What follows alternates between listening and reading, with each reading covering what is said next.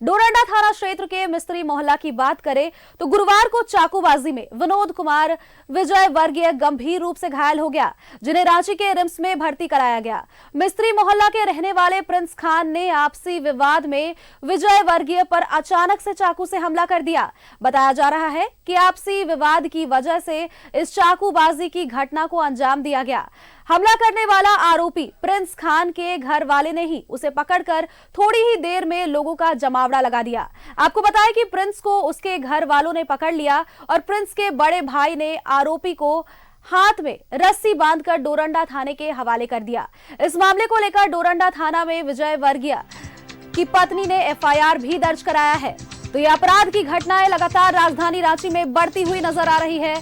एक और चाकूबाजी का मामला सामने आया है, जहां मामूली विवाद में आक्रोश में आकर के एक व्यक्ति ने दूसरे व्यक्ति पर चाकूबाजी की, हमला कर दिया, जिसके बाद उसे गंभीर रूप से घायल कर दिया।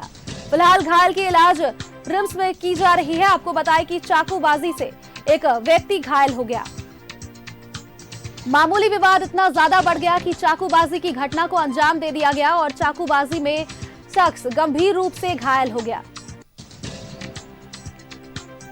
बड़ी खबर राजधानी रांची के डोरंडा थाना क्षेत्र से बता रहे हैं हम, जहां मिस्त्री मोहल्ला में गुरुवार को चाकूबाजी में विनोद कुमार विजय वर्गीय गंभीर रूप से घायल हो गया, जिन्हें रांची के रिम्स में फिलहाल भर्ती कराया गया है। तस्वीरें आप साफ तौर पर देख पा रहे हैं। सीसीटीवी कैमरे में ये तस्वीरें कैद हो गई, जहां पर चाकूबाजी की घटना को अंजाम देते ये तस्वीरें हम आपको टीवी स्क्रीन पर दिखा पा रहे हैं, किस तरह से इस घटना को अंजाम दिया गया। तस्वीरें आप देख पा रहे हैं साफ तौर पर। घायल विनोद कुमार विजय वर्गीय फिलहाल रिम्स में भर्ती है।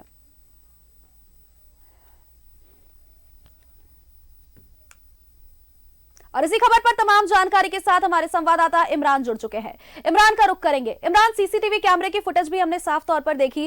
राजधानी रांची में लगातार आपराधिक घटनाएं थमने का नाम नहीं ले रही और अब एक और चाकूबाजी की घटना सामने आ गई है। इमरान,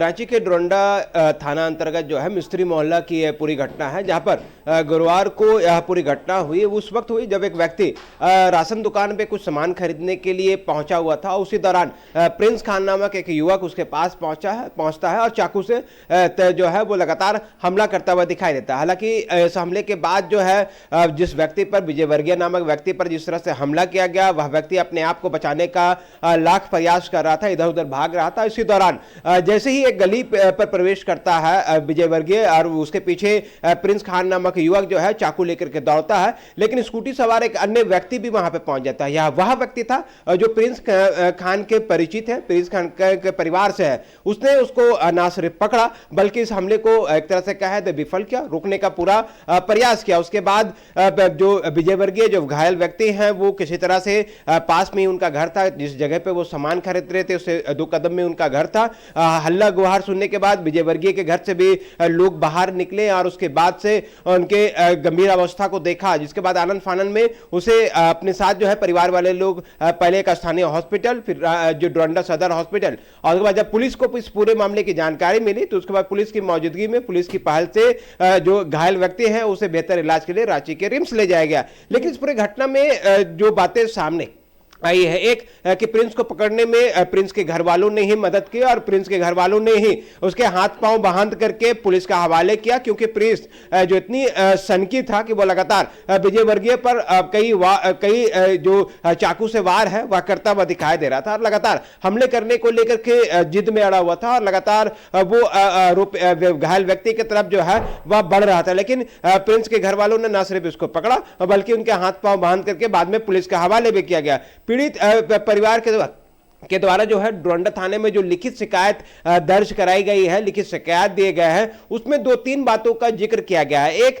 कि उनका विवाद जो है जमीन विवाद को लेकर के उसके ही अपने परिवार के दूसरे व्यक्तियों के साथ चल रहा था, मतलब विजय वर्गीय के परिवार के दूसरे सदस्यों के साथ विजय जो विवाद है वह चल रहा था। लेकिन इस विवाद के वजह से क्या यह चाकूबाजी हुई है, सवाल ये उठता है। दूसरा ये, अगर प्रिंस खान जो चाकू से हमला करता हुआ युवक दिखाई दे रहा है उसके बारे में भी यह बताया जा रहा है कि दुकान में सामान लेने या देने की वजह से किसी बात को लेकर के दोनों के बीच में कहासुनी हो गई थी, जिसके बाद प्रिंस जो है उस पर हमला करने के लिए पहुंच जाता है। तो क्या दोनों ही घटनाओं के दोनों ही वजह आपस में तालमेल खाते हैं? हालांकि जो आवेदन थाने में दिए गए हैं उसमें कोई स्पष्ट वजह नहीं लिखी गई है कि आखिर इस चाकूबाजी की वजह जो है वह क्या है और किस वजह से इस पूरे चाकूबाजी की घटना को अंजाम दिया गया है। लेकिन जिस तरह से यह पूरी घटना हुई है तो एक तरह से कहें उस इलाके में चर्चा का विषय था, क्योंकि जिस तरह से लगातार तस्वीरें जो आपने हमें दिखाई इमरान, उस पर साफ तौर पर देखा जा रहा है कि उस व्यक्ति में कितना आक्रोश है। वो बार बार चाकूबाजी कर रहा है, बार बार उसे घायल करने की कोशिश कर रहा है। अब ऐसे में देखिए ये भी बात है कि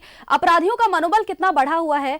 खुलेआम इस तरह की घटना को अंजाम दिया जा रहा है और उनमें कोई खौफ नहीं है। इमरान, देखिए, जिस तरह का युवक है प्रिंस, उसके बारे में बताया जाता है कि वह युवक जो है वो नशे का आदी है और नशे के लत के वजह से ही इस तरह की हरकत पहले भी और मारपीट कर चुका है। तो ऐसे में इस तरह की घटना रोकने के लिए पुलिस प्रशासन के तरफ से तो पहल होनी ही चाहिए कि अगर कोई व्यक्ति चाकू लेके घूम रहा है, कोई व्यक्ति अगर हथियार लेके घूम रहा है तो उसे ना सिर्फ डिटेन किया जाए, समय रहते उसकी गिरफ्तारी भी होनी चाहिए। लेकिन समाज का भी दायित्व बनता है कि नशे के खिलाफ जिस तरह से लोग सामने नहीं आते हैं, नशे के लत में आजकल हर वर्ग के लोग, क्या छोटे बच्चे या फिर जो युवा व्यवस्था के युवक होते हैं 18 से 25 साल के युवक, वो हो या फिर आम व्यक्ति हो या जो दृढ़ उम्र के हो, इससे तमाम वर्ग के लोग आजकल नशे की लत में लिप्त हो रहे हैं। तो ऐसे में नशे को आपको रोकना बेहद जरूरी होगा कि जब तक आप नशे के कारोबार पर शिकंजा नहीं कसेंगे, इस तरह की जो घटनाएं हैं जो अक्सर देखने के लिए मिलती है, छोटी छोटी बातों में कहा सुनी में हत्या जैसी घटनाओं को अंजाम दिया जाता है, तो उसके पीछे की वजह भी जो होती है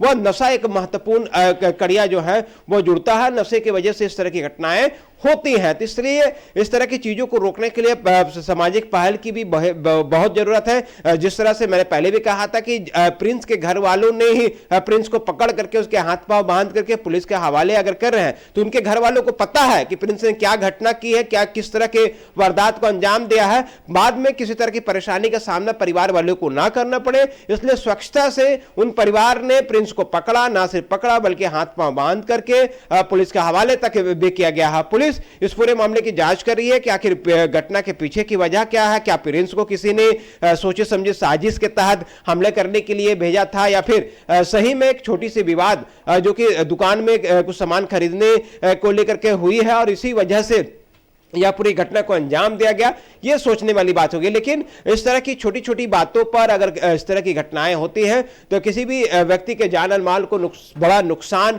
हो सकता है। क्योंकि जिस तरह से विजय वर्गीय पर लगातार गर्दन पर हमले किए गए, बदन के दूसरे हिस्से पर हमले किए गए, पहले तो वह अपने आप को रोक पाया, संभाल पाया किसी तरह से, लेकिन जब उसे चाकू की जो तेज धार थी उसके गर्दन पे तेज लग गई, उसके बाद वो आनन फानन में अपने आप को बचाने के लिए इधर उधर भागने लगे। हालांकि देखना होगा कि इस पूरी घटना के बाद डोरंडा थाने की पुलिस ने आरोपी को तो गिरफ्तार कर लिया है। उसके एक बारिया बयान के आधार पर और कौन कौन से लोग जद में आते हैं और किस तरह से इस पूरे मामले पर आगे की कार्रवाई की जाती है। बिल्कुल इमरान, जिस तरह से आप हमें बता रहे हैं, फिलहाल घायल का इलाज रांची के रिम्स अस्पताल में चल रहा है। चलिए, बहुत बहुत धन्यवाद इमरान आपका हमारे साथ जुड़ने के लिए और तमाम जानकारी हम तक साझा करने के लिए। हमारे संवाददाता इमरान हमारे साथ अभी जुड़े थे। जिस तरह से उन्होंने हमें बताया, अपराधी को गिरफ्तार कर लिया गया है, अपराधी के घर वालों ने ही उन्हें पुलिस के हवाले कर दिया।